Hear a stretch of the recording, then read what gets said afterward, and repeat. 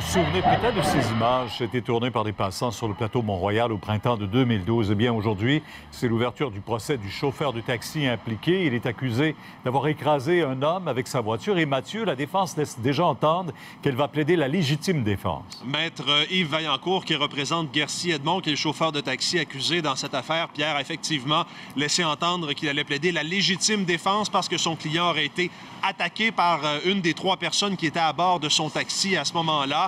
Cette nuit-là d'avril 2012, au coin des rues Saint-Laurent et Rachel, dans le plateau Mont-Royal, Pierre, et qu'il n'avait pas l'intention de rouler sur le jeune homme, la victime de 23 ans dans cette affaire, qui s'en est sorti donc avec des blessures là, assez graves. A-t-on appris ce matin, la vessie perforée, des côtes de cassées, une cicatrice permanente également au menton.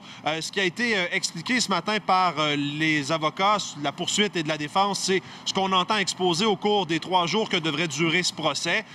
Donc, il y a eu ces 3 jeunes hommes qui sont embarqués dans le taxi de Guercy Edmond, éméchés, et le compteur n'avait pas été remis à zéro. Ça a créé une bisbille et par la suite, il y a eu escalade, il y a eu une tension. La victime en question et Guercy Edmond, le chauffeur, se sont poussés. Guercy Edmond, le chauffeur de taxi, a même lancé une bouteille de vitre vers le jeune homme en question. Par la suite, il aurait tenté de fuir.